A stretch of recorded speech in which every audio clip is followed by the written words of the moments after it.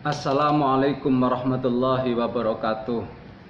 Bismillah, alhamdulillah. Ibu bapak sekalian, satu di antara usaha zahir agar virus corona ini tidak menyebar, di antaranya adanya social distance, menjaga jarak dalam masyarakat. Ini cukup efektif dalam rangka memotong mata rantai penyebaran virus corona. Dengan adanya social distance atau menjaga jarak cukup efektif untuk memotong mata rantai penyebaran virus. Namun ibu bapak, di sana juga banyak kelemahan-kelemahan. Maka katakanlah ini dilema.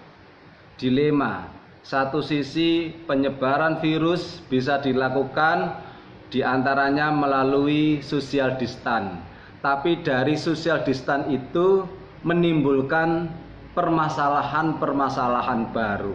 Nah, ini yang saya katakan dilema.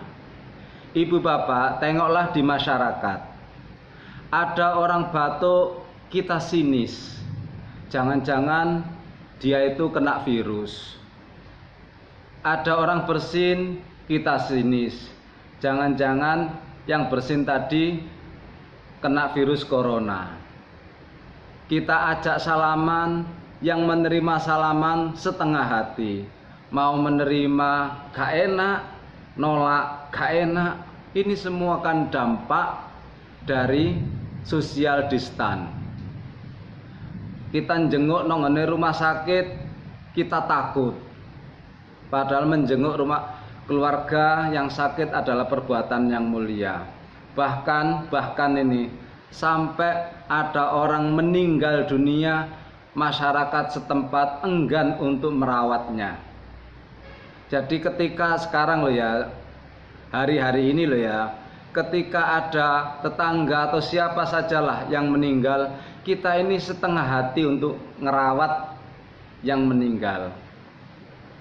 Bahkan ada daerah tertentu ketika tetangganya meninggal, telepon puskesmas. Apakah si A ini meninggal karena corona ataupun yang lain, sampai begitu. Dan tidak jarang dari warga setempat enggan untuk memandikan, mengkafani. Sekarang sudah berat rasanya. Padahal ini kewajiban sesama muslim. Ini terjadi karena adanya gerakan social distance. Maka saya katakan tadi ini dilema. Satu sisi bagus untuk pencegahan virus corona, tapi dari sisi yang lain menimbulkan masalah-masalah yang cukup banyak sekali. Bahkan instruksi pemerintah, semua ritual keagamaan dihapus di tengah masyarakat, dilaksanakan di rumah. Yasin tahlil yang biasanya dilaksanakan istilahnya dari rumah ke rumah sudah tidak ada. Istighosah di masjid tidak boleh. Kegiatan ritual keagamaan, manakipan dan lain sebagainya tidak boleh. Jamaah di rumah lebih baik daripada jamaah di masjid. Sekarang begitu. Sehingga kesimpulannya, ritual-ritual keagamaan yang dulu dilaksanakan di masjid atau musola sekarang diganti di rumah masing-masing. Konsep ini mudah, tapi aplikasinya ternyata sulit sekali. Satu, karena memang masyarakat itu pengetahuannya heterogen. Coba kita hitung ya.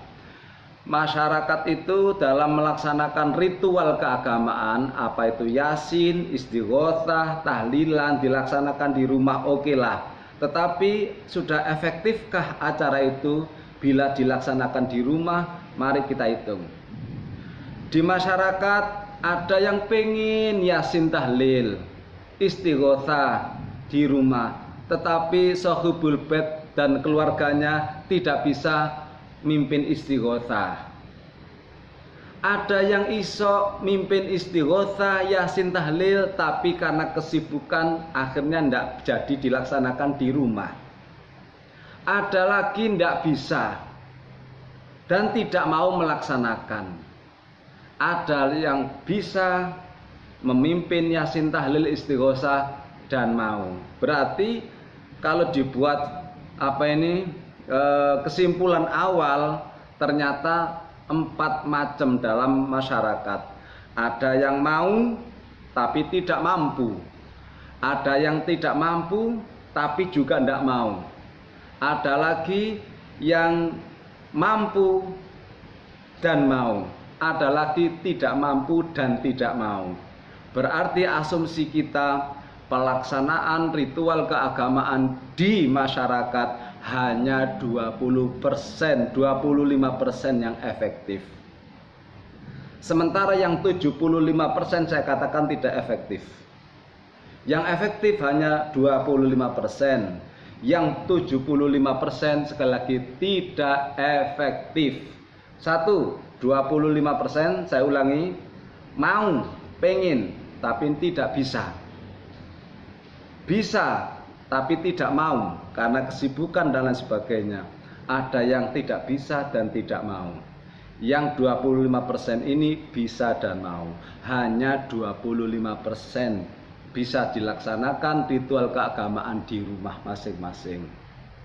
Oleh karena itu, karena ada asumsi demikian, maka sesuai dengan instruksi PWNU, selama masyarakat daerah setempat masih zona hijau, aman-aman saja, kami pribadi lebih cenderung untuk melaksanakan kegiatan ritual di masjid atau musola untuk efektivitas ritual keagamaan. Apalagi kalau kita lihat beberapa hadis ataupun firman Allah di mana ritual-ritual yasin, tahlil, istighosah,